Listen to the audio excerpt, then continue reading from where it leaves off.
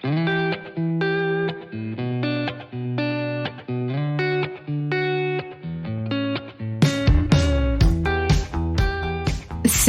je suis Sandra et je te souhaite la bienvenue sur le podcast qui va te donner envie de réaliser tes projets et même tes rêves les plus fous. Notre mission, t'apporter de l'inspiration. J'échange avec des femmes qui ont osé s'écouter. Choix de vie audacieux, parcours atypique, projets fous, elles nous dévoilent tout sans filtre. L'idée, à travers chaque épisode, c'est d'adoucir tes peurs pour les remplacer par de l'audace et de l'enthousiasme. Du mouvement, du bruit, de la fumée, laisse-toi entraîner par les locomotives. Diane a 26 ans, elle a été élue Miss France 2022, elle a été animatrice radio, aujourd'hui elle fait de l'influence et elle est marraine de plusieurs associations. J'ai littéralement adoré notre échange avec Diane, qui est totalement à l'image de notre rencontre, c'est-à-dire que je l'ai taguée dans une story en mettant « Je veux te recevoir à mon micro » et elle m'a répondu en me disant « Ok, challenge accepté ». Diane, c'était une enfant mi-timide, mi-turbulente. Elle ne savait pas ce qu'elle voulait faire de sa vie et d'ailleurs elle enviait les autres personnes ayant déjà trouvé leur voie. C'est une amoureuse de l'amour, mais un jour elle se rend compte qu'elle vit à travers son mec. Un matin, elle a une prise de conscience énorme, elle se dit « je passe à côté de ma vie ». Elle se sentait comme éteinte. Et un jour, elle reçoit un appel du comité Île-de-France qui lui propose de participer à Miss France. Et Diane leur dit littéralement mot pour mot « vous vous trompez, moi je suis un garçon manqué ». Diane, elle ne se maquillait pas, comme elle le dit, c'était une autre personne. Dur à croire, n'est-ce pas ? Mais elle finit par leur dire « Ok, je le fais, mais si je me lance, je vous le dis, c'est pour gagner ». Elle prend des cours de catwalk, make-up, coiffure, regarde toutes les émissions Miss France parce qu'elle n'avait jamais regardé Miss France de sa vie, et c'est parti. À partir de là, Diane prendra sa revanche sur sa vie. À travers cet échange, vous découvrirez son parcours, sa passion pour la vie et son mindset qui est à l'image des athlètes de haut niveau. Bonne écoute à vous.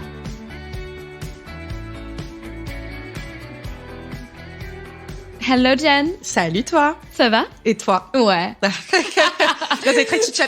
C'était comment ta soirée hier ? Hyper bien. Mais non. Si, elle a je pécho ? jure. Ouais. Ah, finesse. Je le savais. Bon, il faut savoir, les gars, que Diane vient de me passer un espèce de gloss sur la bouche pour me repulper la bouche. Si jamais il se passe un truc bizarre et que j'ai une énorme bouche pendant le podcast, c'est normal. Elle m'a juste dit qu'elle avait l'air déshydratée. J'ai essayé de faire un petit geste amical. C'est ça, exactement. Bon, Diane, est-ce que c'est un petit peu bizarre de te demander de te présenter, mais c'est un petit peu le rituel aussi dans le podcast. Est-ce que tu peux te présenter, s'il te plaît, en quelques mots ? Je m'appelle Diane Lair, j'ai 26 ans. Je suis parisienne. Mais que tu es jeune. Oui, encore un petit peu, ouais. Mais ça y est, je commence la crémenterie depuis le 25. Donc, 26 ans, j'ai été élue Miss France 2022, donc l'année dernière, Miss Île-de-France, Miss Paris. Je suis candidate à Miss Univers cette année. Je pars dans 1 mois pile. Oh ! Voilà. Et à côté de ça, j'ai été animatrice radio pendant 1 an. Je fais de l'influence, des conférences aussi, sur la prise de parole en public et la confiance en soi. Marraine de plusieurs associations. Enfin bref, il y a plein de choses, c'est divers et varié. J'ai jamais su définir mon métier. Donc je pense que mon métier, c'est d'être Diane Lair. Voilà. Ah, c'est beau, c'est si beau. Ça te va comme Mais grave. biographie. Mais grave. Très bien, c'est parfait.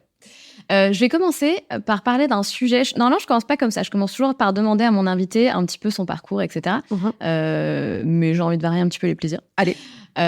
Donc, pour raconter la petite histoire, pour que les gens savent aussi, je t'ai taguée dans une story il y a quelques jours, clairement. Ouais. C'est une story dans laquelle Diane racontait en fait qu'elle avait passé 24 années de sa vie à rêver sa vie plutôt que de la vivre. Est-ce que tu peux un petit peu détailler ça ? Parce que du coup, moi, ça m'a fait un tilt. Forcément, c'est un peu, si tu veux, ce dont on parle dans les locomotives. C'est vraiment ça, on tourne un petit peu autour de ces sujets-là, de redevenir actrice de sa vie, etc.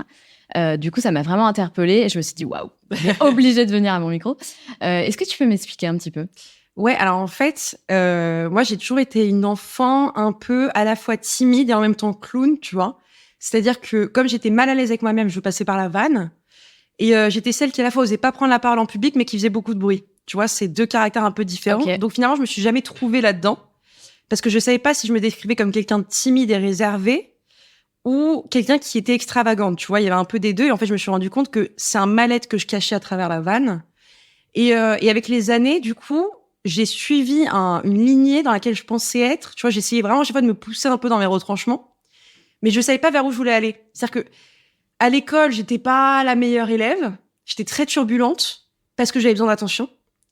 Quand ça s'est fini l'école, je savais pas trop ce que je voulais faire. Donc, je suis partie 1 an à la fac, mais ça m'a pas plu. Je l'ai fait juste pour suivre mes potes, en fait. J'ai arrêté. Moi, mes parents, très vite, je suis partie de la maison pour travailler solo parce que je voulais apprendre à être indépendante. Ouais. Et après ça, je suis partie à Madrid. Mais pareil, je me trouvais pas, je savais pas ce que je voulais faire de ma vie. Et j'étais perturbée parce que je voyais que tout le monde avait un parcours, tu vois. Et disait, ah bah moi, je veux faire ça, moi, je veux faire ça. Je disais, mais punaise, moi, je ne sais pas ce que je veux faire. Et je trouvais ça dur, quoi. Bah, bien sûr. Je disais, comment ils ont déjà trouvé ce qu'ils veulent faire? Et moi, j'avais plein d'idées en tête, mais je disais, ouais, ça, je peux pas le faire. Ça, je peux pas le faire. Ça, je peux pas le faire. Et après, j'ai été pendant longtemps en couple, pendant 3 ans. Et en fait, je me suis enfermée dans la relation. Ça allait pas bien, mais c'est aussi d'une ma faute. C'est-à-dire que je m'enfermais, je vivais à travers mon mec plutôt que par moi. Ah, d'accord. Et si tu veux, parce que moi, je suis une amoureuse de l'amour. J'aime tellement, enfin, quand j'aime vraiment. Et du coup, j'ai dédié beaucoup de ma vie pour lui. Et en fait, un moment, je me suis réveillée un matin et je me suis dit, mais en fait, toi, c'est quoi ta vie? C'est vrai, quand les gens me demandaient comment ça va ou quoi que ce soit, ou qu'est-ce que tu fais en ce moment, je dis, ah bah, je fais ça, mais avec lui. Ah bah, je l'aide sur ce projet-là. Mais moi, c'est quoi mon projet à moi? Et en fait, je me suis vraiment réveillée un matin en disant, mais en fait, là, tu passes à côté de ta vie, tu ne fais rien. Enfin, c'est vide. Et est-ce que tu fantasmais justement un petit peu sur d'autres personnes qui avaient un petit peu trouvé leur voie ou qui avaient des passions? Exactement. En fait, c'est là où le rêvait ma vie. C'est-à-dire que je me voyais faire plein de choses. Je disais tout le temps, bah, plus tard, je ferai ça. Ah bah, plus tard, je ferai ça. Mais c'est quand le plus tard, en fait? À un moment, il faut y aller. C'était pas forcément fantasmer sur quelqu'un. Mais je disais, par exemple, moi, je suis hyper admirative des gens qui ont des belles carrières. Tu vois, je suis pas quelqu'un de jalouse. Moi, je suis plutôt à l'américaine. Si tu réussis, ça me donne envie de réussir. Super. Mais c'est vrai que j'étais vraiment en mode, bah, trop envie de faire ça. Je me disais, petite, je voulais être professeur des écoles. Ensuite, je me disais, j'ai envie d'être entrepreneur, mais dans quoi? Ah, mais j'ai trop envie d'être avocate parce que j'adore la justice. Ouais, mais à un moment, il faut se bouger.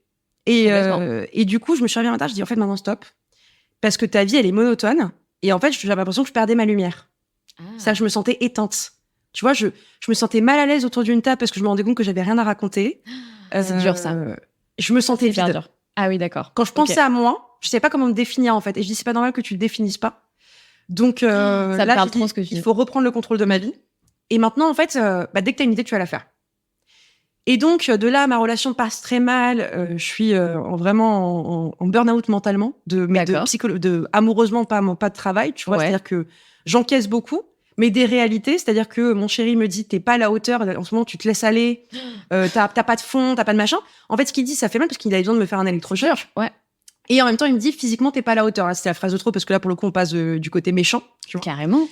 Et là, ça met un électrochoc dans ma vie. Déjà, je suis pas à la bonne place. Je suis pas avec la bonne personne. Ouais. Et en même temps, il y a un peu de fond dans ce qu'il dit. Donc, en fait, il a raison. T'as raison, en fait. Je suis pas à la hauteur pour ça. Et peut-être parce que toi aussi, tu m'as pas fait briller. Donc, il est temps que maintenant, je reprends le contrôle de ma vie. Donc, merci pour ce que tu dis. Mais du coup, je vais aller le faire ailleurs. Du coup, bye. Et non, je suis restée quand même longtemps. Ah, ok. Parce que, j'aime bien m'auto-saccager d'une certaine manière. Je pense voilà. Donc, je me dis que je vais quand même rester et tenter. Parce que moi, j'ai un peu le syndrome du sauveur, si tu veux. D'accord. Je suis dans les relations à l'ancienne. Je me dis toujours que si la télécommande elle est cassée, on va essayer de la réparer avant d'acheter une nouvelle. Et du coup, j'ai essayé de réparer tant bien que mal, mais du coup, je me suis mise au sport à fond, mais trop. Donc, j'ai perdu 12 kilos. Donc, j'étais... ça se voyait que j'étais pas bien physiquement, tu vois. Sûr. Parce qu'au-delà du sport, j'ai arrêté de manger, surtout. Et j'ai commencé à mettre là-dedans. Et en fait, la vie fait bien les choses. À ce moment-là, je reçois un appel du comité Île-de-France qui m'appelle et qui me propose... Parce que moi, par contre, niveau boulot et tout, ça allait bien. Tu vois, j'étais dans l'immobilier, ça se passait bien. J'avais monté une petite structure à côté dans la mode, ça se passait bien, on était en plein Covid. Et là, je reçois un appel du comité qui me dit, écoutez, est-ce que vous voulez participer à Miss France? Votre cousine a participé l'année dernière, on a repéré votre profil, ça pourrait être intéressant. Et je leur dis, vous vous trompez de personne, je suis un garçon manqué.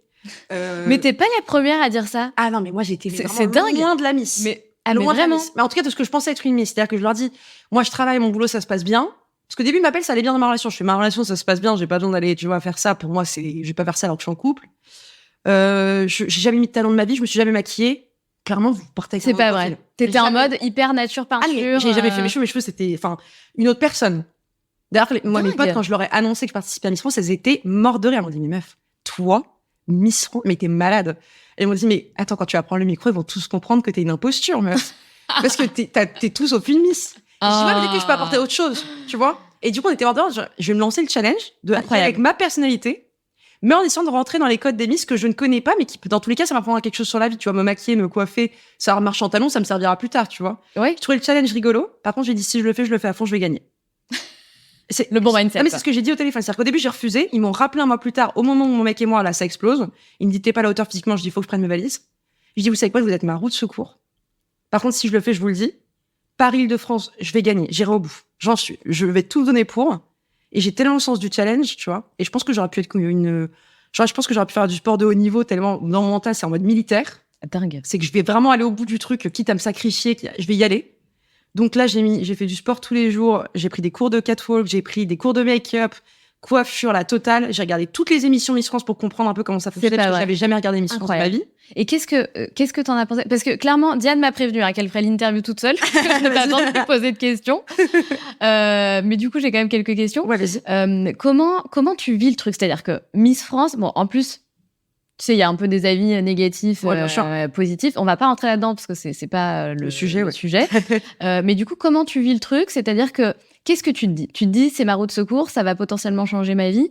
Mais qu'est-ce que tu ressens? Parce que c'est quand même une aventure hyper challengeante. Et c'est une aventure où tu te retrouves publiquement exposée. Ouais. Est-ce que tu réfléchis à tout ça avant de te lancer? Pas du tout. En fait, on m'a posé la question dernièrement, d'ailleurs, on m'a dit, mais c'était quoi l'objectif? Est-ce que c'est un tremplin? Est-ce que c'était un objectif financier? Parce qu'on sait qu'aujourd'hui, Miss France, ça amène après à du travail. Ouais. Est-ce que c'était un objectif de lumière? En fait, moi, pas du tout, c'était vraiment une revanche. En fait, une revanche sur la vie, en fait. C'était pour moi, en fait, que je l'ai fait. C'était vraiment dire, tu m'as dit que je pouvais pas, je vais te montrer que je peux le faire. Tu m'as dit que j'étais pas à la hauteur physiquement, je vais devenir la plus belle femme de France.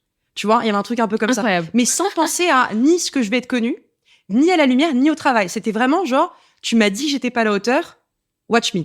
Tu vois, il y avait un truc un peu comme ça, tu vois. Mais revanche sur la vie, quoi. Tu vois, mais pas du tout. Et du coup, justement, quand la vie, elle s'est propulsée, je dis, ah oui, d'accord, en fait, il y a tout ça auquel je n'ai pas pensé, quoi. Même si, comme je suis une fille à 1000 à l'heure, j'aimais ce côté-là de Miss France. C'est pour ça que quand j'ai regardé les émissions, j'ai aimé. Contrairement à tout ce que les gens pensaient, moi, je regardais vachement les Miss France après ce qu'elles sont devenues. Je disais, mais les parcours de dingue. Laurie Tillman, incroyable. Iris Mittenard. Enfin, je peux n'en citer que deux, tu vois. Ouais. Mais, et je me disais, mais en fait, c'est ça, moi, que j'aime. C'est le côté prendre le pouvoir de sa vie, femme d'action, femme forte. C'est vrai. Et là-dedans, je me reconnaissais. Parce que même si je savais pas trop où est-ce que j'étais, j'avais toujours ce truc-là, un peu de travail. J'adore travailler, tu vois. Donc, je me suis dit, là-dedans, moi, je vais m'y retrouver. Mais c'est vrai que j'avais pas pensé, parce que vraiment, il y en a certaines qui disent, c'est pour les réseaux, etc. Aujourd'hui, il y a un peu de ça aussi pour certaines, tu vois. Et d'ailleurs, elles se trompent d'objectif, parce que c'est pas ça, Miss France. Moi, je me suis dit, je vais découvrir la France. Parce que finalement, en tant que Parisienne, je la connaissais pas. Mais elle coule pas, tu vois. On dit souvent les Parisiens, si on connaît la France. Non, on connaît rien de la France. On connaît pas. Faut l'assumer.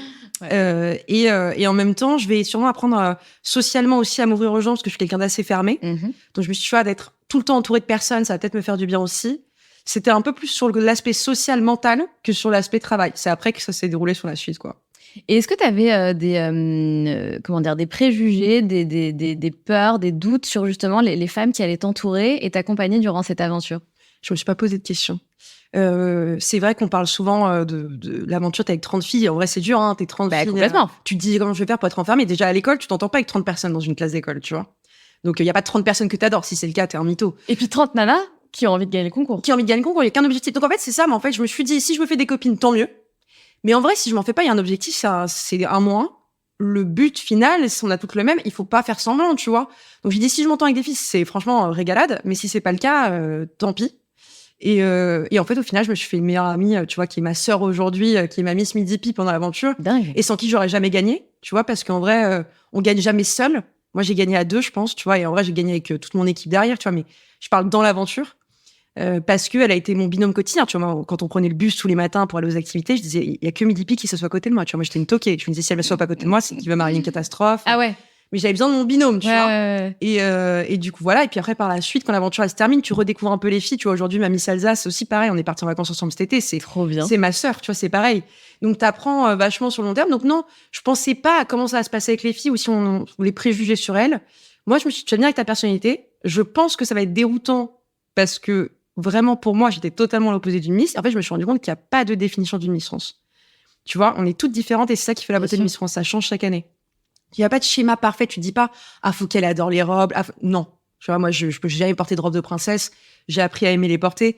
Mais tu vois, c'est pas un schéma dans lequel tu penses rentrer. Moi, ce que j'aimais surtout, c'était le fait de prendre la parole en public et de donner un discours. Mais chacun ce qu'il aime. J'aimais pas la scène, tu vois. C'était pas mon truc. Pourtant, aujourd'hui, je vais à Miss Univers. T'apprends à aimer les choses.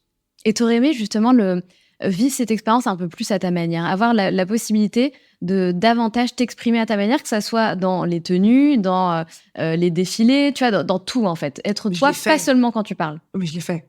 En vrai, je l'ai fait. Parce que pendant mon année, franchement, je me suis laissée, j'ai fait à ma manière. Et ça qui est cool, c'est que la société Miss France, ils te laissent vachement faire ce que tu veux. En fait, ils te disent, nous, on t'accompagne. Tu vois, c'est le but. Et en vrai, c'est là où ils sont très forts. Et ce que les gens voient pas, c'est que sans eux, t'y arrives pas. Moi, ça, c'est un petit groupe, la Société Miss France, les gens pensent, il y a une émission, là, effectivement, c'est beaucoup de monde. Mais au quotidien, c'est 4-5 personnes qui t'accompagnent tout le temps. C'est une vraie famille. D'accord. Et eux, ils te disent qui tu es, qu'est-ce que tu veux faire, quel est le message. Et nous, on t'accompagne. Mais le but, en fait, eux, c'est un peu comme si t'avais un petit génie et qui te disait réalise tes vœux et nous, on va le faire. Tu vois, dis-moi quels sont tes vœux. Et c'est génial, tu vois. Donc, moi, je leur ai dit, écoutez, moi, mon but, c'est de montrer la femme moderne. Je veux montrer une femme business parce que c'est aussi mon caractère. Il faut quand même l'assumer. Tu vois, je vais pas le cacher. Bien sûr. Et je veux montrer casser un peu les codes. Ils m'ont dit ok, vas-y, go. Donc, tu vois, ils ont jamais eu de soucis avec quoi que ce soit. Tu vois, moi, quand je suis allée au César, les gens m'attendaient à me voir en robe. Je suis venue en costume, tu vois. Enfin, et je suis venue en noir, alors qu'on dit souvent que Miss France s'habille pas en noir. En vrai, ça paraissait un détail. Mais tu vois, ça, c'était une manière. Mais dans mes discours, etc., j'ai essayé de vachement casser les codes. Quand je suis allée à la radio en plein milieu de mon année, j'avais pas forcément des discours que t'attends d'une Miss France, entre guillemets. Donc, là-dessus, c'est ça qui est cool, c'est qu'on te laisse être libre de ton destin. On te donne toutes les cartes et après, c'est à toi de les distribuer. Et ça, c'est vraiment beau. C'est bien, c'est chouette. En tout cas, c'est chouette que tu aies éprouvé autant d'épanouissement durant cette aventure et que tu te sois sentie vraiment 100% toi-même et pas façonnée. Ça, je pense que c'est hyper important.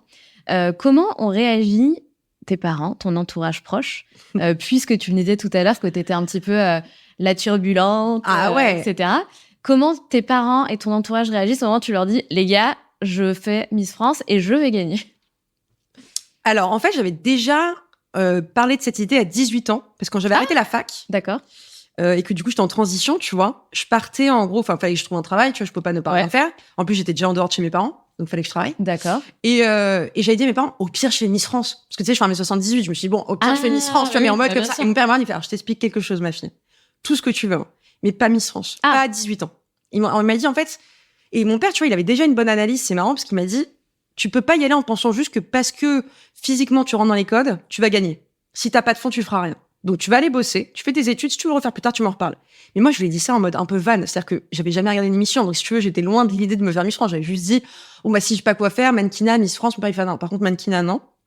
Ça l'embêtait vraiment que je parte là-dedans. Tu vois, il était là, non, je veux, toi, t'as besoin de fond, t'as besoin d'aller chercher quelque chose. Si on te fait rester muette, les gens, ils arrivent à transmettre des émotions par eux-mêmes. Toi, tu le sais pas faire, ça. De transmettre juste en étant physique, tu vois. Il a dit, toi, t'as besoin de parler. Donc, le mannequinat, ça t'ira pas. Et après, il m'a dit, Miss France, il faut que tu ailles faire des études, il faut que tu ailles chercher quelque chose. Tu peux pas venir sans background. Il te faut une histoire, tu vois. Donc, je suis partie faire mes études et quand je lui en ai reparlé, il m'a dit, non, mais c'est pas possible, tu vois. J'avais oublié que j'en ai déjà parlé à 18 ans, si tu veux. Et il me dit, non, mais c'est pas possible, tu vas pas te lancer là-dedans. Mais comme mes parents, si tu veux, je crois que je leur ai fait tout vivre.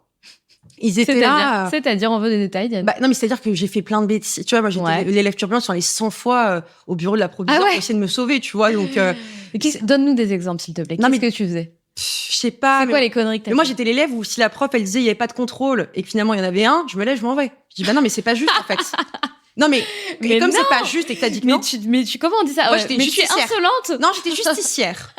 Justicière, c'est que t'as dit non, non, la justice, elle dit que c'est ça. T'as dit non, c'est non. Mais tu me dis pas le lendemain si. Je comprends pas par surprise, en fait. Je comprends. Si on me disait que, au bout de 10 minutes, ça veut dire que le prof, il est absent, moi, 11 minutes, j'étais déjà sortie de la classe. Même s'il arrive au bout de 12 minutes. Parce que ça te semblait juste. Parce que ça te semblait injuste. Ça me semblait injuste. Je me disais, ça me semblait juste de partir et injuste qu'il soit pas là. Donc, je me suis dit, en fait, tant pis.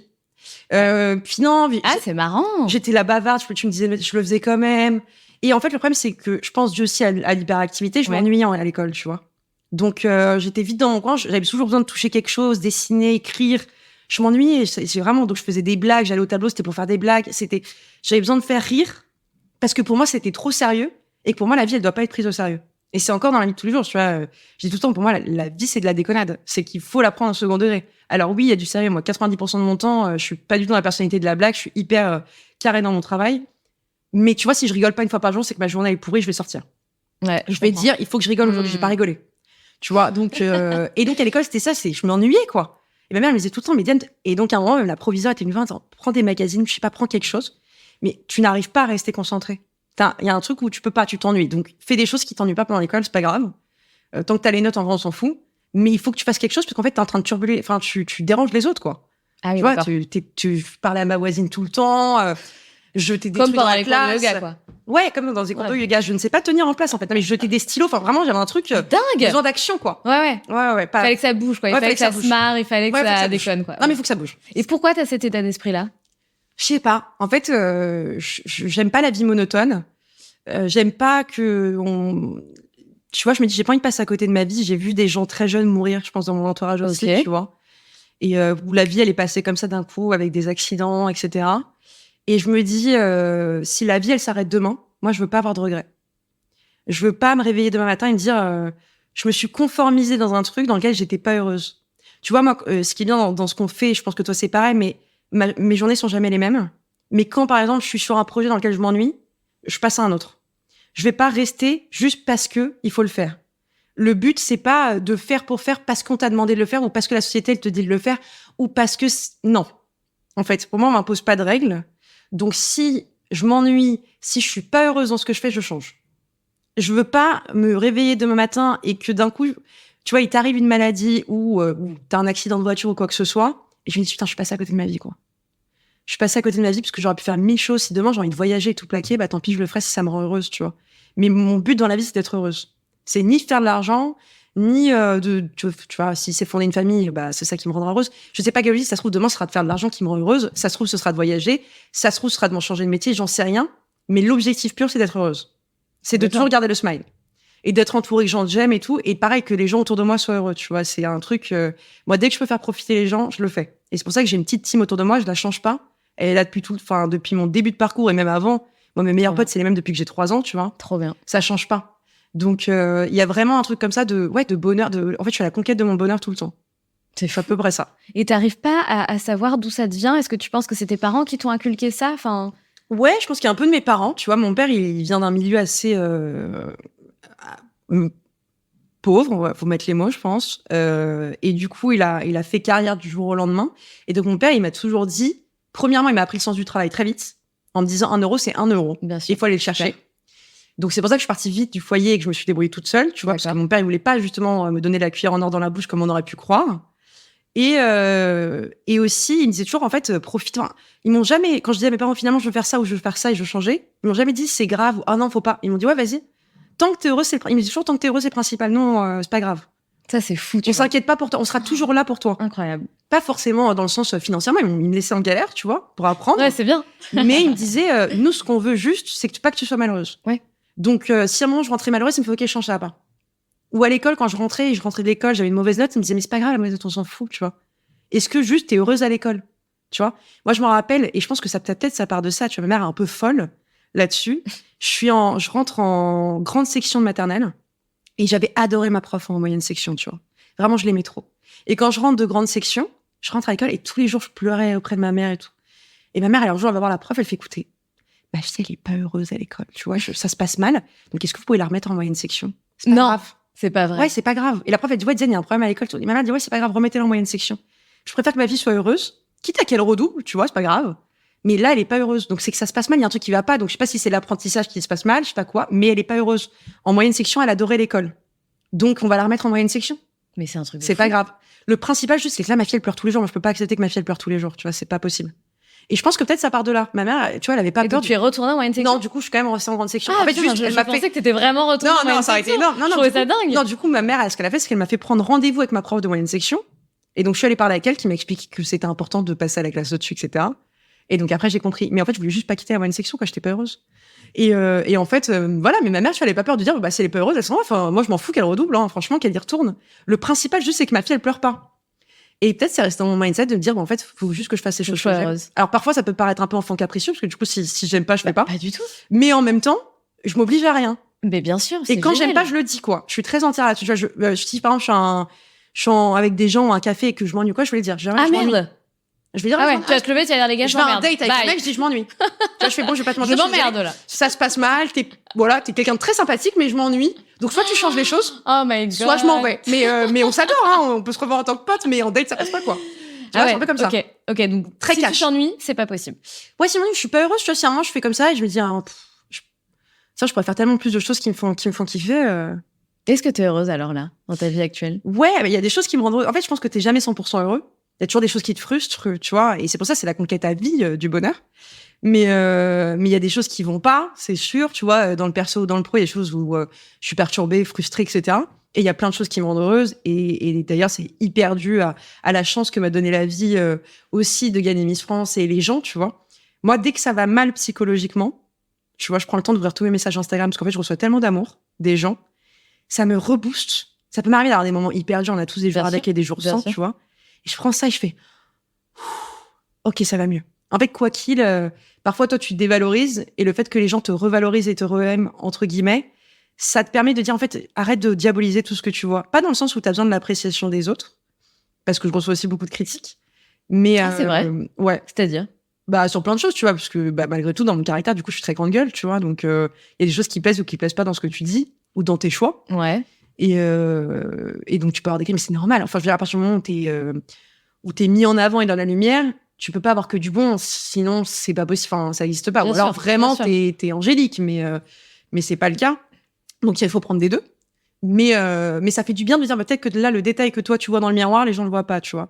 Moi qui me suis beaucoup diabolisée physiquement, par exemple, ça a été une vraie thérapie aussi. Les gens, en fait, ils m'ont vachement sauvée. Moi, je dis souvent que l'année Miss France, elle m'a sauvée. C'est pas juste, ça m'a aidée, c'est pas juste ça. Quand j'allais en séance dédicace et que j'allais voir les gens qui me disaient votre sourire fait du bien, je disais en fait vous vous rendez pas compte. Moi, quand je rentrais chez moi, en fait, vous êtes en train de sauver ma vie.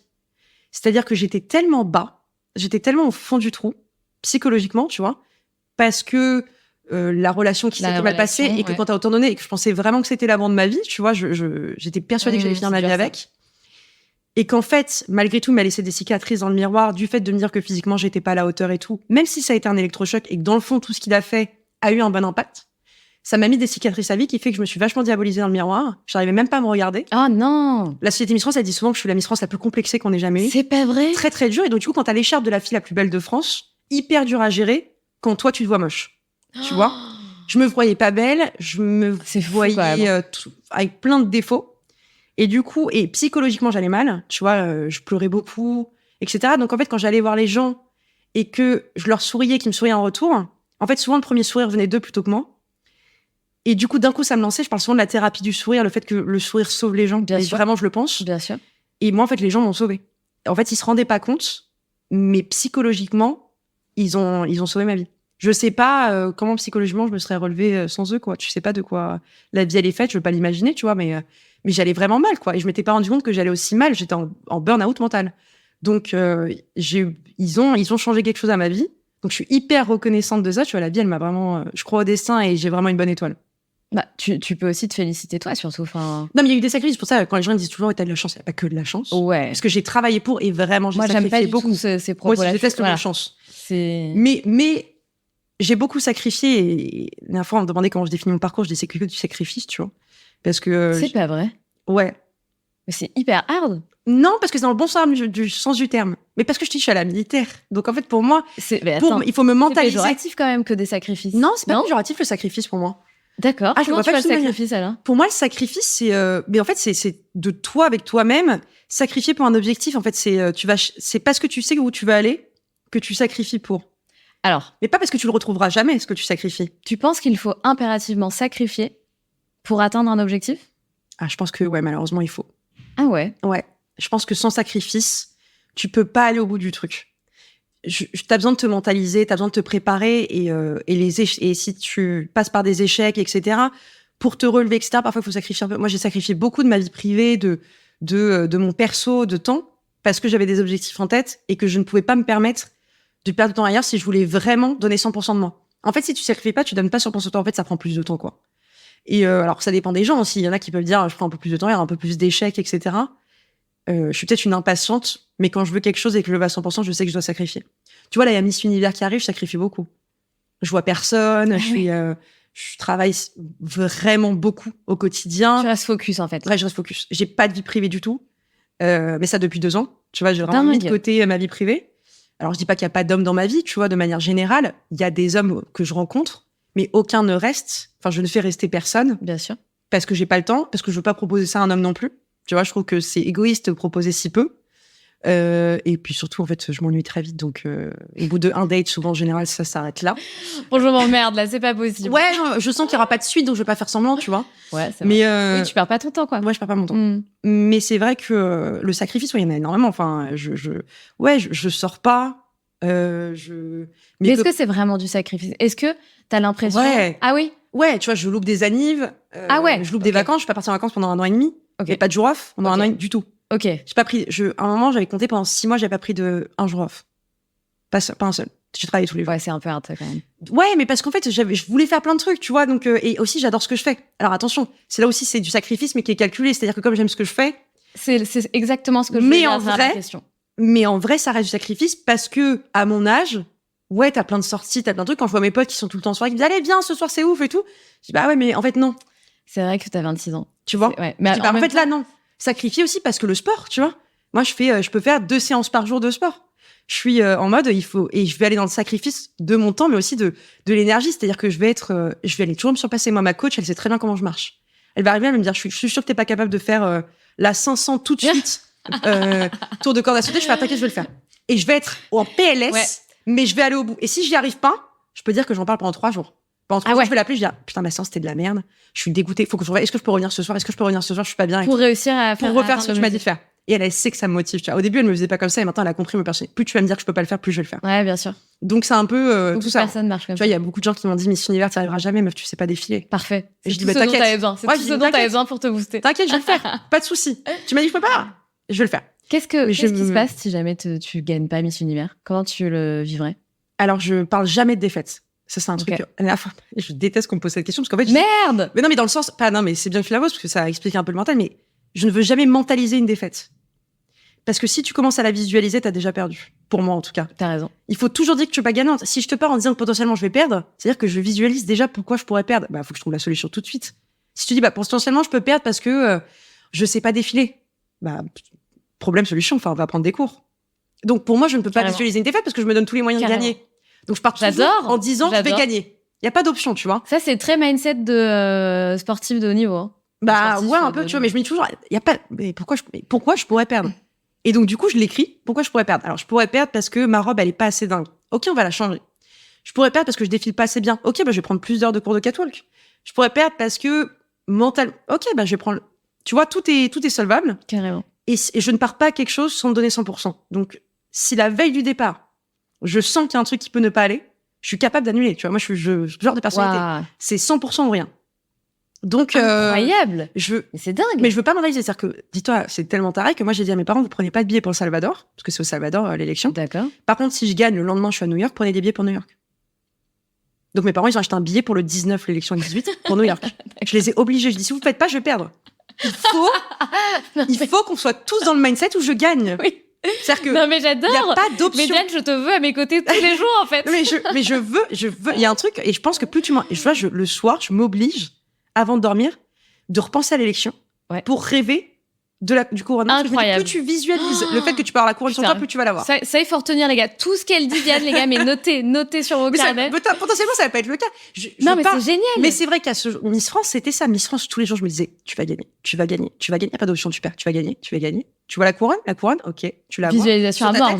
Ah ouais, sur ta tête, elle est sur ta tête. Ouais. Tu vois, tu la mets sur ta tête. Ouais, je vois la scène. Je vois mes parents qui pleurent. Je me vois sur scène. Visualisation, tu vois, tout le temps. Ok, donc vraiment deep, quoi. Ah ouais. Moi, mes potes, elles me disaient, du coup, le lendemain de l'élection, quand on va venir, je dis, mais le lendemain, vous me voyez pas, je suis au shooting officiel. Bah, le lendemain, j'étais au shooting officiel, tu vois. Et les filles, elles m'ont dit, mais t'es tarée, meuf. Mais non, c'est génial. Et j'ai dit, mais si je vous dis, je vous vois demain.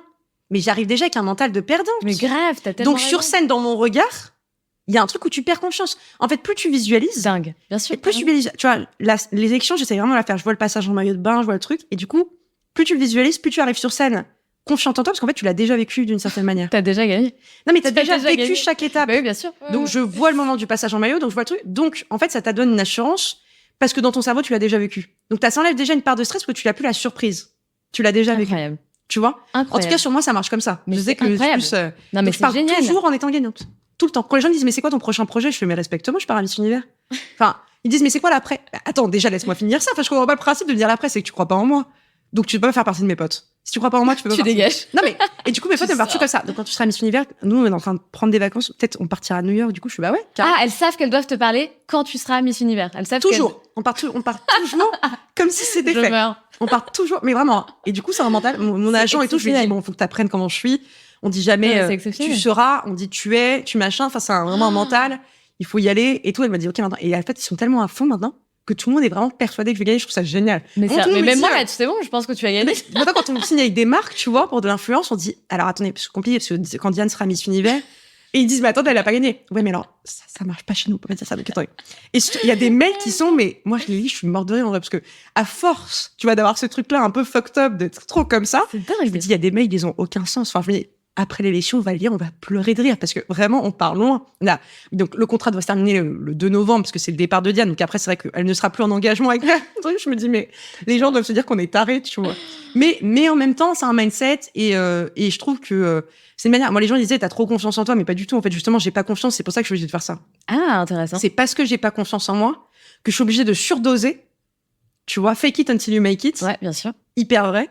Parce que en vrai de vrai. Il faut quand même une dose de confiance en toi pour fake it until you make it. Non, mais il y a une dose de confiance en moi. Je sais que je suis capable. C'est-à-dire que justement, parce que je sais que j'ai un mental un peu dur, tu vois, je vois le nombre de claques que je prends parfois. Je suis quelqu'un qui arrive toujours à vachement se relever, tu vois.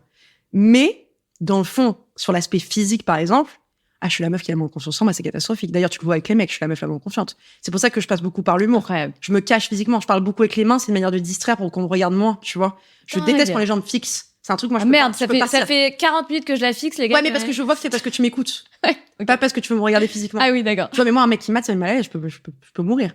Ah non, mais je peux mourir. C'est-à-dire que je vais être là comme ça, je vais arrêter.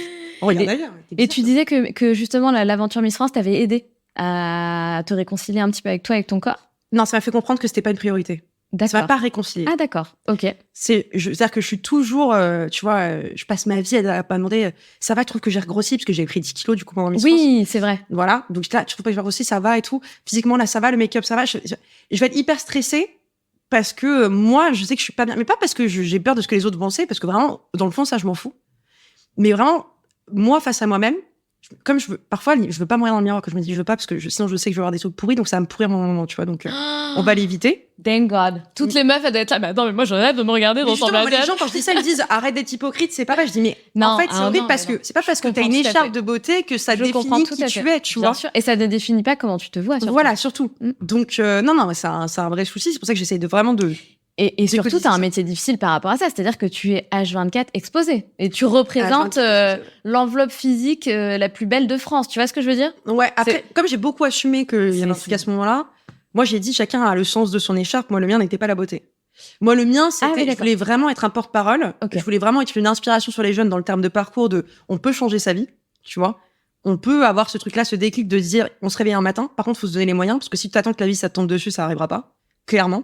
Moi, j'attendais que la vie, elle arrive, et elle est jamais arrivée. C'est-à-dire qu'à un moment, j'ai repris le contrôle et je dis, bon, faut que j'aille le chercher, parce que si je pense que d'un coup, il va m'arriver ça, non. Enfin, au bout d'un moment, réveille-toi, cocotte, ça arrivera pas.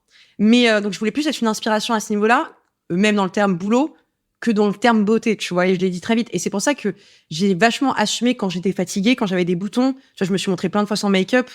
Hyper assumée. Je faisais de la radio tous les matins sans make-up de 6h à 9h30, parce que pour moi, ça n'avait pas de sens d'arriver à 4h du matin maquillée, tu vois. Alors que j'étais pendant mon année de titre, et que c'est très rare de voir une Miss France sans make-up en son année de titre. Moi, tous les matins, tu me voyais sans maquillage, parce que la radio, c'était filmé. J'ai fait Fort Boyard, l'émission télé, sans maquillage. C'est la première fois, je pense, que j'ai fait une émission télé vraiment avec no make-up. C'est vraiment un message de dire, en fait, on s'en fout. Le principal, c'est plus ce que j'ai à dire plutôt que mon physique, parce que si j'arrive autour d'une table et que je suis juste belle, quand je vais commencer à parler, ça va être vide et je vais vite comprendre que je sers un peu à rien. Par contre, si quand j'arrive et j'ai quelque chose à dire, en fait, à un moment, tu regardes plus la personne, tu l'écoutes. Et moi, c'était ça que je voulais. Je voulais que les gens ils disent de moi pas que je suis belle, mais elle avait un truc à dire. C'était vraiment comme ça que je voulais qu'on me définisse en tant que Miss France. Et finalement, ça a été le cas, enfin plus ou moins, tu vois, mais en tout cas, ça va vers ça et c'est vraiment ça que je voulais. Je voulais pas qu'on dise Miss France 2022 était hyper belle. Non, moi je voulais qu'on dise Miss France 2022, elle a vraiment apporté quelque chose à ce niveau-là ou à ce niveau-là, tu vois. Complètement. Je voulais pas être définie par ma beauté, parce que pour moi, ça a pas de sens quand on me dit t'es belle, ça me fait plaisir toujours. Mais comme moi, je le sens pas, ça a pas de, tu vois. Je vais les lire, mais sans le prendre vraiment, tu vois. Je vais dire merci parce que ça me fait trop plaisir, mais je préfère que tu me dises, putain, t'es archi drôle, t'es hyper intelligente, ce genre de choses, tu vois, mais que me dire t'es belle. Je comprends. Ça me m'impacte pas. Parce que dans tous les cas, ça changera pas que ce que je vois dans le miroir, tu vois. Par contre, que tu me dises, là, t'as vraiment fait changer quelque chose quand, tu vois, j'essaie d'avoir des discours un peu sur mon parcours qui inspirent et qu'on me dise, tu vois, t'as vraiment changé quelque chose pour moi parce que j'étais dans la même situation que toi. Là, par contre, ça peut changer ma journée. Carrément. Ça a plus d'impact. Évidemment. Non, mais c'est sûr. Et c'est pour ça que des fois, d'être souvent on dit t'as de la chance, t'es belle, etc. C'est souvent ce que les gens peuvent dire, en tout cas aux femmes qui sont jolies. Et en fait, bien sûr que c'est une chance. Faut pas non plus moi, il y a un truc aussi que je trouve important, c'est qu'il faut pas non plus se cacher de ça, tu vois, genre c'est un atout, c'est cool, il faut s'en servir dans la vie. C'est bien, tu vois, faut arrêter de dire, bah non, comme je suis jolie, il faut que je sois 2 fois plus intelligente. Tu vois ce que je veux dire? Il y a cette pression-là que beaucoup de femmes ressentent, et ça, je trouve que bah, c'est chiant, en fait, c'est dur. Tu vois, c'est limite plus dur, en fait, parce que on a l'impression que il faut faire 2 fois plus ses preuves, en fait. Exactement. Parce que sinon, t'as réussi parce que t'es jolie. What? Enfin, exactement. Moi, je me rappelle que quand j'étais jeune, tu vois, je sais que sur mon CV, on m'avait fortement recommandé de mettre une jolie photo de moi parce que j'aurais plus de chance. Mais tu sais quoi? Je pense que c'est vrai. Je pense que c'est horrible. Le pire, c'est que c'est vrai. Ouais, mais c'est horrible, mais c'est vrai, bien sûr. On parle souvent du rapport à la beauté dans le sens, les gens parlent beaucoup de leur complexe, etc. Mais parfois, en fait, être jugé comme trop beau ou belle en général peut être un facteur qui te met en arrière, parce qu'en fait, on te juge que par ça. Et c'est souvent d'ailleurs des phrases qui font mal, c'est quand on te dit mais t'as fait tout ça. Et le mais, pourquoi? Non, mais pourquoi t'as besoin de rajouter le mais comme si c'était une surprise? C'est vrai. Pourtant, et quel rapport à la... Enfin, c'est ça qui est très dur, moi, je trouve, dans la société actuelle, c'est que tu as l'impression que c'est une surprise de pouvoir allier 2 choses en même temps. Pourtant, les femmes, on a toujours prouvé qu'on pouvait faire plein de choses à la fois, tu vois. Complètement. Donc, c'est vrai que moi, c'est des rapports... le rapport à la beauté, côté vraiment beauté pure et dure, que les gens ont du mal, parce que du coup, ça paraît hypocrite de te plaindre qu'on te juge belle. Mais en vrai, ça amène à des choses, parfois, où on te donne pas la parole, tu vois. T'es autour d'une table... Parfois, moi, je vais à des dîners d'affaires sur des trucs et tout, on te donne pas la parole. Parce qu'en fait, on juge que on t'a été sûrement invité parce que t'es belle. Tu vois? Ouais, non, c'est vrai. J'ai des choses à raconter quand même. Bien sûr. Mais bon. Et en fait, moi, ça me fait rire, je m'en fous. Je me dis, ok, t'as raison. J'ai pas de temps à perdre si t'as pas envie de donner. Oui, non, mais c'est clair. Moi, ça changera ma vie, tu vois. C'est que souvent, on n'a pas le même mindset et donc, du coup, dans toute manière, on ne doit pas travailler ensemble. Complètement. Parce que moi, changer ton idée, en vrai, j'ai rien à prouver. Donc, et je pense que c'est ça, surtout maintenant. Faut arrêter de vouloir tout le temps prouver. Ouais, c'est vrai. Tu vois, quel est l'intérêt de changer la mentalité des gens cons, tu vois? Aucun. Perte d'énergie. Le temps le fera. Aucun. Le temps le fera parce qu'ils se diront souvent qu'ils sont passés à côté de quelque chose. Mais de le faire, c'est une perte d'énergie pour toi, tu vois. C'est vrai. Instruire un con, ça prend trop de temps. Complètement. On a d'autres choses à faire. Hein. Complètement. Donc, et il y a beaucoup là, tu sais, avec cette vibe d'entrepreneuriat, etc. Il y a beaucoup plus de nanas qui entreprennent. Ouais. Et il y a beaucoup de jolies nanas sur Terre.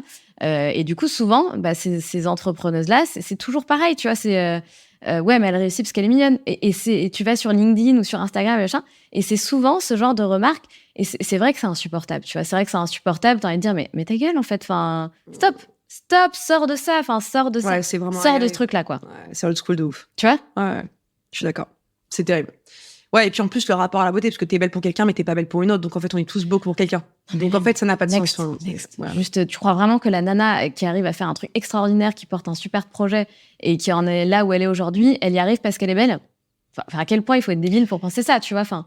Ouais, bah après, je sais pas. Tu vois, non, mais c'est sûr, c'est débile, mais après, on se changera jamais les gens et ce qu'ils se pensent. Et finalement, c'est aussi une forme de jalousie cachée parce que on est encore aussi, parce que tu vois, aux États-Unis, ça n'existe pas, ça. Mais encore, on le dit tout le temps et c'est horrible. Moi, je trouve cette phrase, elle me fait chier. Je sais pas, j'entends de dire aux États-Unis, c'est pas comme ça, mais c'est tellement vrai. C'est fou, en France, on a cette mentalité que quand tu vois quelqu'un réussir, c'est forcément qu'il y a un coup de chance ou que machin, ou qu'elle a été aidée ou elle avait un...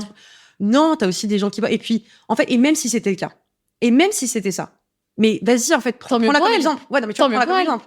Moi, j'ai plein de gens que je prends pour exemple dans le truc.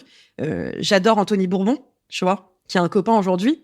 Pour moi, c'est un énorme exemple du mec qui sacrifie beaucoup parce qu'il a un objectif. C'est vrai. Et qui part de rien, typiquement, tu vois, qui a pas été aidé comme on pense dans certains parcours, genre, il vient d'une famille d'eux, etc., qui s'est vraiment donné les moyens, alors qu'il sortait d'un parcours compliqué, pour réussir à s'en sortir et tenter d'amener quelque chose aux gens désormais, tu vois, de pas le garder en mode égoïste. Et je le prends vachement comme exemple. Je me dis, mais le mec, pour moi, c'est un génie, tu vois. Et je le dis tout le temps. Et c'est vraiment un truc. Et je me dis pas, il a trop de chance d'avoir autant réussi, ou il a sûrement eu ça.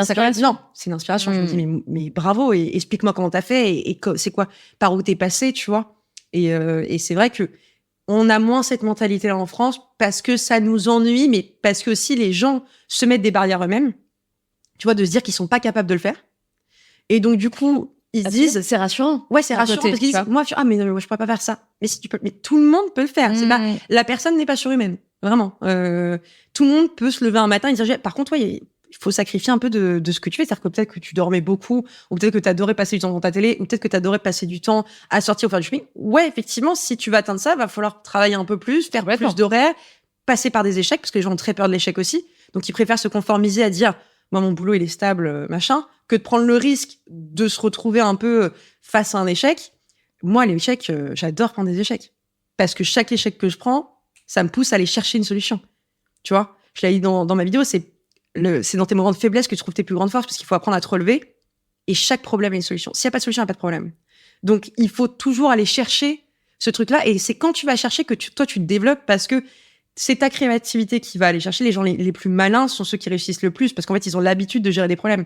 C'est pour ça que souvent, les élèves qui étaient turbulents ou qui avaient beaucoup de problèmes à l'école sont souvent des gens très malins, parce qu'ils sont tellement retrouvés face à des situations où il fallait sortir de la merde et face à des galères. Moi, le nombre de fois où j'étais là, oh putain, si mes parents ils savent ça, ils vont me tuer à l'école. Tu vois, je me disais, mais là, je suis allée trop loin, ils vont me tuer. Du coup, il fallait trouver une solution. Et en fait, du coup, tu apprends à toujours aller chercher un peu plus loin dans ta créativité, etc., pour dire, il faut que je me sorte de ce pétrin et que personne s'en rende compte. C'est hyper intéressant. Ouais. Ça t'apprend à te développer. Donc, finalement, les élèves les plus turbulents, bon, sauf ceux qui sont foutés des turbulents et de devoir être confrontés à ça, mais tous ceux qui ont évité les problèmes, tu vois, parce qu'ils disaient, faut pas que ça sache, etc., sont finalement ceux qui arrivent le plus souvent à se débrouiller dans le problème et donc qui ont moins ce problème à faire face à l'échec. Parce que quoi qu'il, ils trouveront une solution. Chez toi, la peur de l'échec, ça n'existe pas, alors. T'as pas cette peur. Non, mais si, j'ai toujours peur de l'échec. Peur de l'échec. Mais pas peur dans le sens, j'ai peur de me contraindre. Je me dis, j'ai pas envie d'échouer. Tu vois, ça me ferait chier d'échouer. Donc, mais t'en as pas peur. Ça te fait pas peur de te retrouver, de rater, d'arriver. Non, parce que je suis sûre que je peux me relever. Voilà, tu sais que tu peux rebondir. Ouais. Mais c'est pas, enfin, en fait, quand je me lance dans un projet, je me dis, j'espère vraiment qu'il va pas se louper. Tu vois? Bien sûr. Je me dis, j'ai pas envie. Et je me dis, vraiment, ça va être dur si ça s'arrête. Donc, quand je me lance dedans, je me dis, je croise les doigts, je fais, je vais pas échouer. Mais si ça arrive, je me dis, bon, allez, on lâche les nerfs un bon coup. Maintenant, demain est un nouveau jour. On repart dessus. J'accepterai pas que l'idée que j'avais eue en tête, elle était pas bonne. Je suis sûre qu'elle est bonne, c'est juste que je l'ai mal peut-être amenée.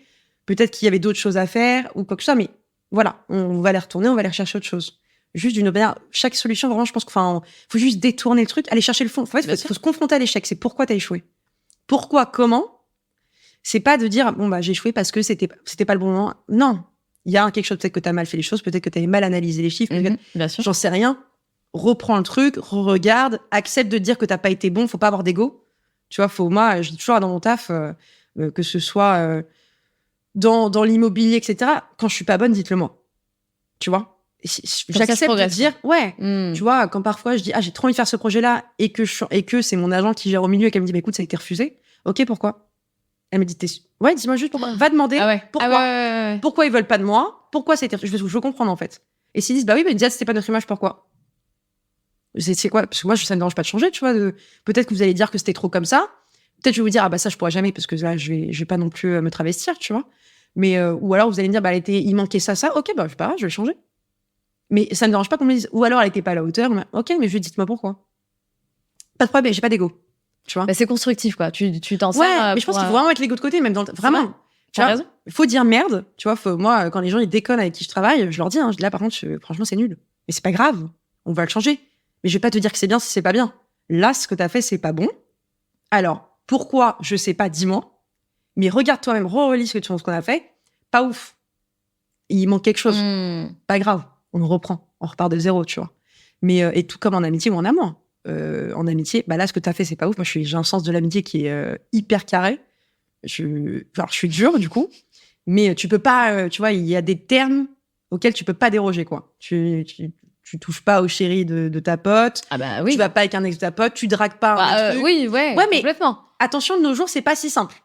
Quand je t'appelle et que j'ai besoin de toi, t'es là. Il y a pas de non. T'es ma priorité. Tu vois, moi, mes potes, elles peuvent m'appeler à n'importe quelle heure. J'ai pas dormi la nuit, j'y vais. Enfin, je veux dire, c'est pas. Il y a un sens de l'amitié qui est fort. T'as besoin. Chez moi, c'est chez toi. Enfin, il y a vraiment un truc. Et en amour, c'est pareil. En amour, je suis très carré. Je pense que c'est pour ça que je peux pas me mettre en couple, tu vois, parce que je suis vraiment à l'ancienne. T'es très intense, en fait. T'es intense. Ouais, je suis intense. T'es vraie dans tout. Voilà, y a pas de... Ouais, entière, c'est le mot. T'es entière. Ouais. T'es entière. Ouais, j'aime vivre à 100%. C'est quoi ton signe? Cancer. Putain, je connais pas ce signe. Ascendant Lion. Je ne connais absolument pas ce signe. Ouais. C'est des gens très émotifs. Tu vois, moi, j'aime la sensation de vivre. Quand j'ai l'impression que je survis et que je vis pas, c'est que ça va pas. C'est que là, en ce moment, pas bon. Tu vois. Et là, il y a eu des périodes un peu comme ça dernièrement, tu vois, où je me suis dit, là, en ce moment, pas bon. Psychologiquement, tu tiens plus. Tu t'encaisses trop.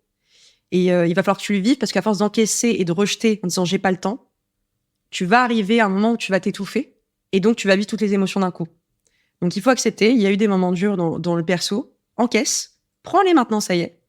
Tu vas accepter, donc j'ai pris 24 heures, je me suis posée chez moi, j'ai vidé les larmes, j'ai pleuré un bon coup, tu vois, j'ai dit ok, maintenant tu vas accepter. Donc comme si tu vois, tu faisais un déni d'un truc, j'ai tout pris, après j'ai relâché, je suis repartie, tu vois. Mais j'ai tendance parfois à encaisser et à rejeter parce que je veux pas me confronter à des choses mauvaises, tu vois. Mais parce que je sais que je vis les choses trop intensément, donc je veux pas me confronter trop, tu vois. Donc c'est pour ça que j'essaye de pas, quand je suis dans le boulot vraiment, tu vois, la prépa Miss Univers qui vraiment pour moi est le plus important, je me dis qu'il faut que tu rejettes toute chose qui peut t'arriver de mauvaise. Donc faut pas que je puisse me confronter à ça. Mais pour gagner, je me mentalise dans un truc qui peut être mauvais, mais qui est là, en fait, j'essaie que ma vie, c'est horrible ce que je vais dire, mais qu'elle soit pas trop fun. Parce que quand je veux arriver là-bas, je prends mon kiff. C'est-à-dire que je me dis, si là, au quotidien, ma vie, c'est faire du sport, travailler, aller chercher des tenues, préparer le projet, mon discours, trouver des marques, parce que c'est super dur d'avoir des partenaires qui te suivent sur un projet comme ça, tu vois, parce que le but, c'est vraiment, si tu veux amener quelque chose, il faut aussi être accompagné par des marques qui montrent qu'elles te soutiennent. En tout cas, moi, c'est comme ça que je vois les choses. Quel est le discours que je veux avoir? Comment je veux, quel message je veux donner? Les assos, etc. Je suis tellement mentalisée avant, je me dis, il faut vraiment que tu te mettes là-dedans, sans te laisser d'activités un peu extra à côté. Parce que du coup, quand tu vas arriver là-bas, tu auras une énergie différente parce que tu vas dire, ça y est, je suis entre guillemets, je suis pas en vacances, mais je prends du kiff. Alors que si tu vois les choses différemment, genre, ah bah là, je suis en train de kiffer, etc. Quand tu pars là-bas, t'as l'impression de subir parce que t'es enfermé. T'es avec les filles pendant 15 jours, tu vois pas tes potes et tout. Alors que moi, ce sera l'inverse, j'ai l'impression d'avoir une bouffée d'oxygène. Genre, ah bah, je suis avec des gens, je rigole, on passe du bon temps, je suis sur scène, machin. Tu vois, et du coup, je pense que l'énergie que j'aurai, le sourire que j'aurai sera beaucoup plus vrai. Incroyable. Que si je suis là-bas et que, tu vois, au quotidien, je pense, mais c'est un truc un peu... C'est ouf. Mais je me dis, si j'arrive là-bas et qu'avant ça, j'étais là à sortir, à profiter, à passer que des bons moments, etc. Quand je vais arriver là-bas, j'ai limite avoir l'impression de subir une aventure parce que je suis éloignée de ce que j'aime. Alors que là, je vais vers ce que j'aime et donc là, je suis pas dedans. Donc je me dis, ah, j'ai 3 diètes, quoi. Tu vois, je suis à diète pour justement profiter du moment, pour avoir des moments trop fun et tout, que là, j'ai pas. Tu vois, parce que je suis mentalisée sur un truc. Et du coup, ça te fait fou. Et du coup, dans ton mental, ça te permet de plus apprécier quand il est. Mais t'es coachée? Non.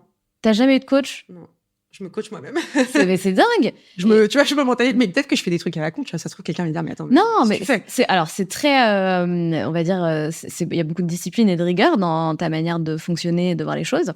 Moi, je sais typiquement, tu vois, que je ne pourrais pas fonctionner comme ça. Parce que, à contrario, moi, j'ai besoin d'un équilibre. Ouais, d'un équilibre et de kiffer constamment le chemin, tu vois. Ouais. Même si j'ai des objectifs, tu vois, qui sont très ambitieux, etc., j'ai besoin de kiffer ce que je fais, encore une fois, parce que, tu sais pas. Moi, du coup, c'est pour ça que je trouve ça très intéressant, ce truc de se dire, t'as déjà gagné. Réfléchis comme si tu avais déjà gagné. Et c'est vrai que moi, j'ai peut-être pas ce truc-là où j'ai les 2 options, tu vois. C'est qu'est-ce que je fais si jamais j'arrive pas? Ouais, tu prépares toujours une option B. Exactement. Et en fait, ça sert à rien. Parce que si l'option B est là, tu rebondiras quoi qu'il arrive. Ouais. Tu vois, donc autant effectivement concentrer tes pensées et ton énergie sur le fait que tu vas gagner et atteindre ton objectif. Ouais. Mais j'ai toujours ce truc, et j'essaie de travailler vachement là-dessus en ce moment, tu vois, de me dire, ouais, enfin là, Sandra, c'est hyper ambitieux, tu vois. Et du coup, je me parle, je me dis, non mais ta gueule, en fait, on a dit dream big, donc dream big, tu vois. Ah ouais, bien sûr. Mais c'est pas toujours évident de garder le cap. Ouais, mais je comprends. Mais parce que tu te dévalorises d'une certaine manière en disant que tu n'es pas capable. Probablement. Alors qu'en fait, si t'es pas capable, rends-toi capable. Tu sais ce que je veux dire? Mais bien sûr. Il y a personne qui t'a dit que tu pouvais pas le faire. Bon, à part si tu me dis vraiment, là, je veux être astronaute, mais ok, ça va prendre du temps, mais tu peux le faire. Ouais. Oui, non, mais bien sûr. Mais bien. En plus, je prône tout ça. Je suis la première à dire, il n'y a pas de petit. C'est pas parce que tu le dis que c'est meilleur, c'est facile à dire qu'à appliquer. Exactement. Et qu'on a tous nos moments de doute, tu vois. Mais moi, je te dis ça, mais on a tous des moments de doute, tu vois. Tout à fait, mais bien sûr. Mais c'est vrai que je pense que c'est une mentalité à avoir au quotidien qui aide tellement, quoi.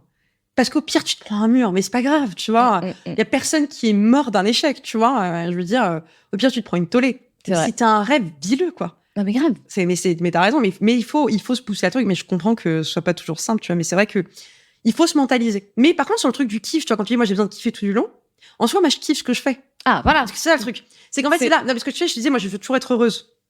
Donc, oui, c'est le cas. Parce que je suis entourée de gens que j'aime. Par contre, tu vois, je travaille qu'avec des gens que j'aime vraiment d'amour. Donc, chaque moment passé avec eux, reste du kiff. Tu kiffes. Mais je m'enlève des activités extra, si tu veux. C'est plus ça. Et je me mets dans un focus qui est que travail. Mais comme j'aime mon travail, c'est pour ça que je te dis, ça a quand même 2 échelles, tu vois. Mais je m'enlève beaucoup de choses quand même au quotidien.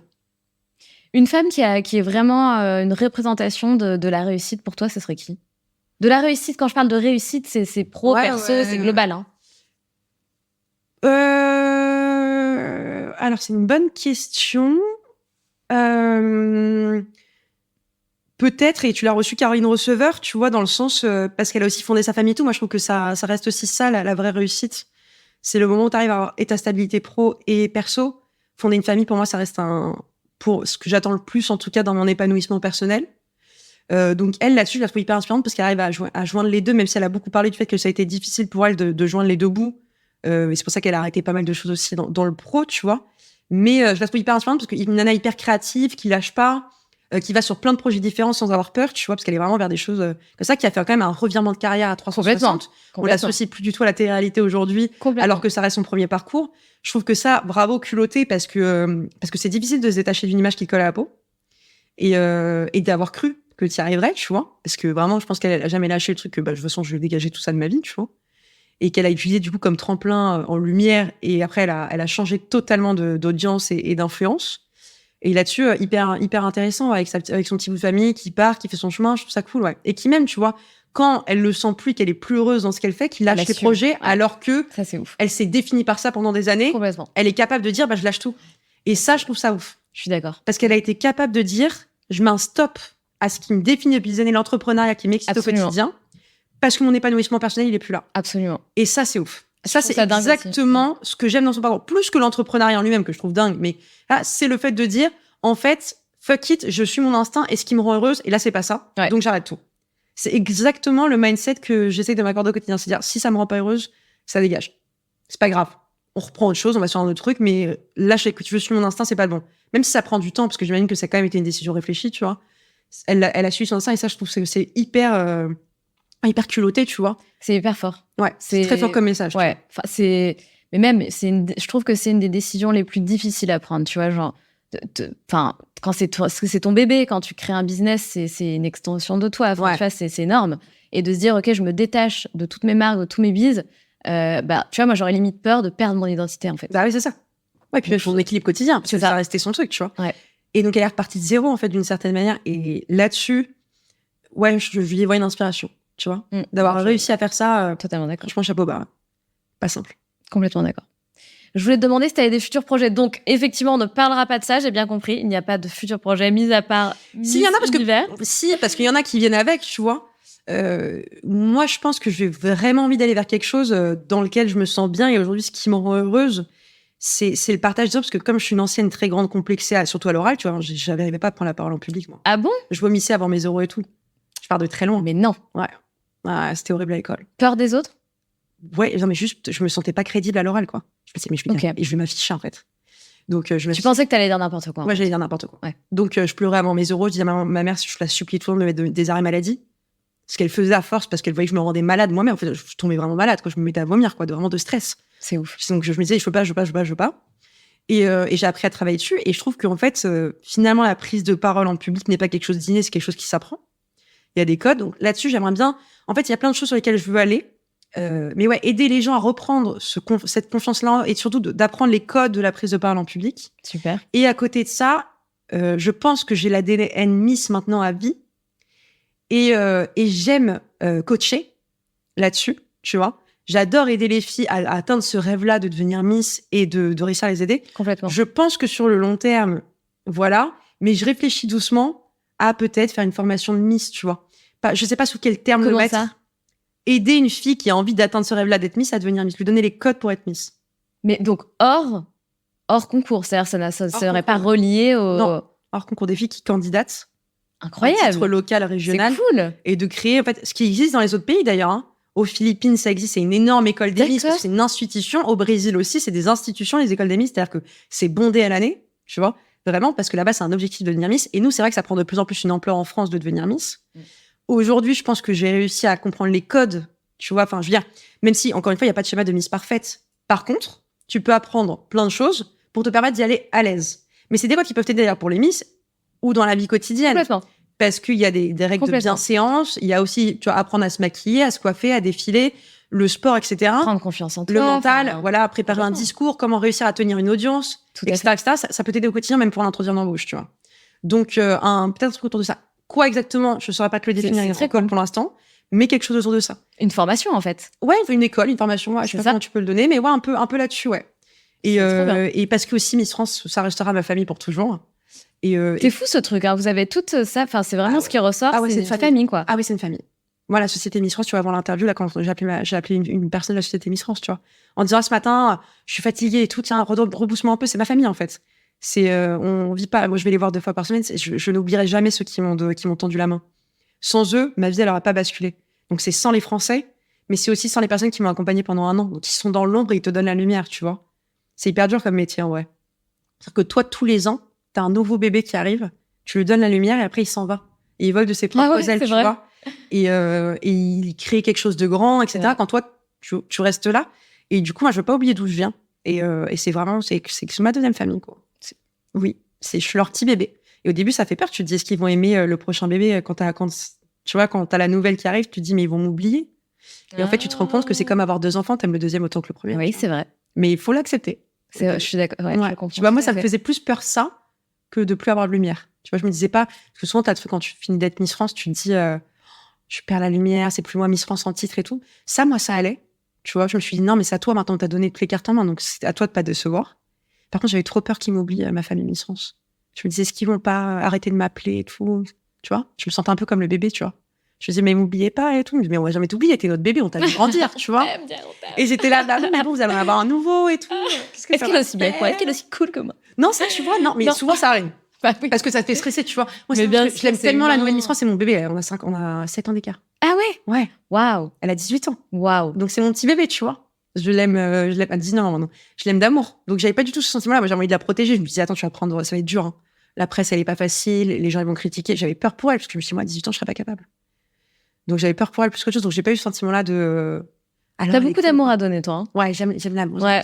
T'as beaucoup d'amour à c'est pour ça que j'adore ce que je fais, parce que tu vois, quand je vais en séance dédicace, tu vois, j'en fais encore aujourd'hui. J'ai pas voulu arrêter après Miss France. J'ai continué à dire, est-ce que vous pouvez m'appeler? Genre, c'est moi qui ai demandé, quoi. Est-ce que je peux retourner dessus? Mais est-ce que je peux faire des dédicaces encore, tu vois, parce que j'avais envie de prendre les gens dans mes bras, tu vois. J'avais besoin de sentir cet amour-là, c'est un truc qui est réciproque, tu vois. Donc, j'avais besoin de. C'est tellement fort, personne ne peut le comprendre sans l'avoir vécu, c'est tellement fort ce que tu partages avec les gens que. Ouais, après, t'as un manque d'amour, c'est pour ça que j'ai pris un chien. C'est quand j'ai quitté Miss France, j'ai pris un chien tout de suite, parce que je dis, j'ai un manque d'amour quotidien, tu vois. Donc, mon chien, il en peut plus, je pense qu'il suffoque. Tu vois, là, il est chez ses grands-parents, il adore quand il est chez ses grands-parents parce qu'il est loin dans mes bras, parce que maintenant, il est toujours là. J'ai plus un pote ou un chat. Ouais, c'est ça, non, un petit. Il est tout le temps avec moi. Ah, voilà. non, je suis la femme de sa vie pour toujours, tu vois. C'est mieux qu'un chéri. Lui, au moins, il est loyal, il m'attend toujours devant la porte. Tu vois, qu'importe l'heure à laquelle je rentre, il est devant. Il est là, le gars. Ah, il est pas couché, il est pas endormi. Il est réveillé, et en plus, ça, il t'emmerde pas. Et en plus, il m'emmerde pas. Bon, si de temps en temps quand même, mais. Non, mais il va pas te dire, alors, Diane, t'es pas en forme aujourd'hui. Par contre, il est aussi sale qu'un mec. Mais il est pas dérangeant, tu vois. Au moins, il est fidèle, tu vois. Les pauvres gars, qu'est-ce qu'on leur emmène, n'empêche. On vous aime, hein. Mais bon, c'est pas simple aujourd'hui. Voilà, le marché de l'homme est faible. C'est pas de notre faute, c'est de votre faute. Non, c'est drôle. Ok. Bon, en tout cas, c'était génial d'échanger avec toi. Franchement, on pourrait rester encore des heures et des heures. Je t'ai déjà tenu plus d'une heure. Il y a plein de sujets, absolument. C'est très, très chouette. Mais je te quitte pas tout de suite, Diane. On a 3 petites questions rituelles dans le podcast. Mais 3 questions faciles. Ok. Donc, première question, c'était quoi ton rêve de petite fille? Mon rêve de petite fille, c'est d'être professeur des écoles. Ouais. Donc, ce qui ferait sens finalement, vu que tu veux un peu former des nanas, etc., transmettre en fait. Ouais, c'était ça. J'avais trop envie d'être prof d'école, je sais pas pourquoi, tu vois. Et parce que moi, je crois que j'aimais mes professeurs, en fait. Et donc, je voulais être comme eux, quoi. Je les aimais trop, j'avais envie d'être. C'est fou. Je trouvais ça trop bien d'être prof. Je sais pas, ah ouais? J'étais toujours confrontée. Bah, t'avais des bons profs alors. Ouais, mais en fait, moi, j'aimais trop. Mais tu sais, j'avais un manque d'attention, donc mes profs, je leur demandais beaucoup d'attention, donc finalement, j'étais souvent collée à eux. Mais je parle des professeurs petite école, hein, pas collège-lycée, c'est l'enfer. Ouais. Mais professeurs, des petites écoles, tu vois, je trouvais ça trop mignon, les petits enfants qui courent partout, tout. Moi, je me suis dit, c'est trop bien, t'as toujours du bruit. Tu te rappelles de ça, en fait? T'as des souvenirs de ces... De la maternelle? Plein. Ouais. Plein. Quelle chance. On raconte tout le temps, parce que j'ai ma meilleure amie d'enfance avec qui j'ai commencé la maternelle. On se raconte toujours des anecdotes de ce qui s'est passé, quoi. Ah ouais? On jouait à la soupe aux feuilles, moi, je faisais des tresses à ma prof à la cour de récré, tout, je me rappelle de tout. Mais là, j'ai l'impression que ma vie a commencé hier, littéralement. Tu sais, c'est très bizarre. J'ai l'impression d'avoir fait une espèce de blackout, tu vois. Très peu de souvenirs. En fait, mes seuls souvenirs, c'est vraiment les photos, tu vois. Enfin, les t'as photos. pas de souvenir de toi qui rigolait? Tu te rappelles pas de ta cour de récré et tout? Non. Ah ouais? Non. Je me rappelle tout, c'était trop stylé. C'est vrai? Ouais, je te jure. Ah, c'est ouf, t'avais effacé, quoi. Mémoire sélective, quoi. Ouais, je pense. C'était pas suffisamment mémorable pour t'en rappeler. Je pense que, voilà, divorce de mes parents, tout ce qui a été avant, blackout. Blackout. Ça a commencé là. C'est frustrant, tu vois. Mais même après, tu vois, je sais pas, j'ai l'impression de pas avoir tant de souvenirs que ça. Enfin, c'est bref. Ouais, mais parce que peut-être t'as un cerveau qui est sélectif des bons moments uniquement et que tout le reste qui était peut-être monotone ou nul reste pas. Peut-être. Peut-être. Ouais.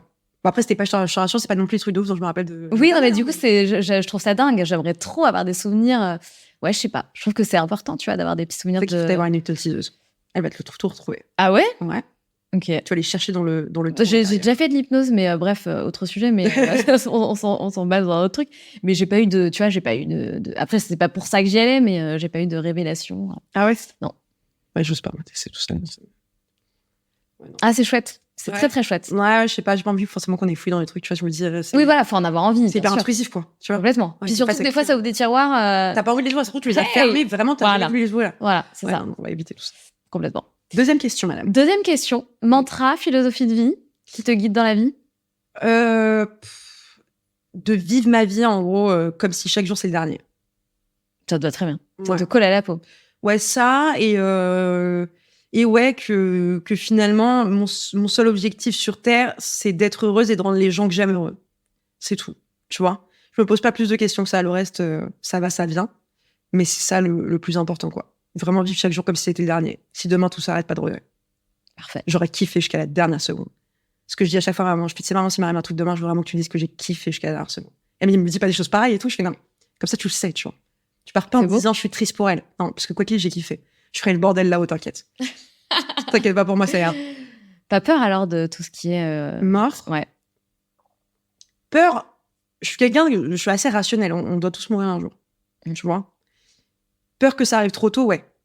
Parce que je pense que j'ai encore plein de trucs à faire. Mais si ça arrive, en tout cas, je sais que tout ce que j'avais comme temps jusque-là, en tout cas sur les 2 dernières années, tu vois, quand j'ai commencé vraiment à me réveiller, je ne le regretterai pas. Là, j'essaye de rattraper les 24 mois perdus, surtout. Tu vois? Parce que j'ai vraiment la sensation d'être passée à côté de ma vie pendant longtemps. Donc, j'essaye de rattraper ce temps-là. C'est bien, t'es bien parti en tout cas. J'espère. Ouais, on dirait. Mais tu es sur la bonne voie. On va essayer de toucher du bois quelques mains, on ne veut pas mourir demain. Non, mais absolument pas. On coupera cette partie-là. Ouais. Je vais pas du tout cette partie-là. Et donc, dernière question, et je pense que tu auras la réponse parfaite. C'est quoi pour toi être la locomotive de sa vie? Être la locomotive de sa vie, c'est de rentrer dans le train qui t'amène à ta destination finale que tu ne connais jamais réellement. C'est d'aller vers un chemin que tu ne connais pas, mais c'est de rentrer dedans et d'aller au bout, quoi. Tu sais pas où est-ce que tu vas aller. Tu suis le chemin de ta vie. Potentiellement, le train, il y a plein de rails différentes. La locomotive, tu vois, il prend plein de chemins. Tout à fait. Tu sais pas si le chauffeur, il va tourner à droite ou à gauche. Mais c'est toi le chauffeur. Ah, c'est moi le chauffeur de ma locomotive. Mais tu es la locomotive c'est vrai, de ta vie. C'est vrai, t'as raison. C'est toi le chauffeur. Mais ouais, t'as raison en plus. Bah écoute, je sais pas si je tournerai à droite ou à gauche, parce que potentiellement, je vais voir un truc trop stylé à droite et j'irai, et peut-être que c'est celui de gauche qu'il fallait prendre. Mais en tout cas, ce qui est sûr, c'est de décider vers où tu veux aller d'une certaine manière. En tout cas, de quel est sur le moment présent. De pas viser trop longtemps, trop loin, parce que le chemin, il peut être long, donc il faut quand même prendre 2-3 trucs à droite à gauche. Potentiellement, tu tomberas en panne 2-3 fois, mais c'est pas grave.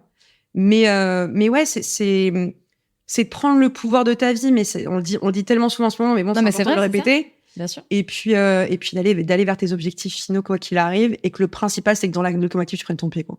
Mais complètement. Voilà. Parfait. J'adore. Du coup, petit rituel, Diane, c'est l'invité qui clôture cet échange auprès de tous ceux qui regardent cette vidéo. Donc, je te laisse faire à ta manière. Donc, c'est le challenge à la fin du mois. Tu mets genre qui a fait la meilleure fin? Exactement. Putain, exactement. Après, vous êtes notés et tout. Hein. C'est très, très sérieux. Merci de nous avoir écoutés. J'espère que ça vous a plu, que vous avez passé un bon moment avec nous. J'espère que le sujet vous intéresse, que peut-être vous avez pu vous voir dans un parcours ou que ça peut inspirer celui dans lequel vous êtes pour le changer. En tout cas, n'hésitez pas à vous abonner à la page YouTube Les Locomotives. J'imagine qu'il y aura d'autres femmes inspirantes qui viendront, ou même d'hommes. Je sais pas si tu prends que des femmes. Que des femmes. Que des femmes. Très, très inclusif, les locomotives. Et que d'autres femmes qui viendront vous inspirer dans leur parcours de vie. En vous souhaitant plein de bonnes choses. Vous aussi, faites belle route. Et d'ici là, on se retrouve très vite. Salut! Salut!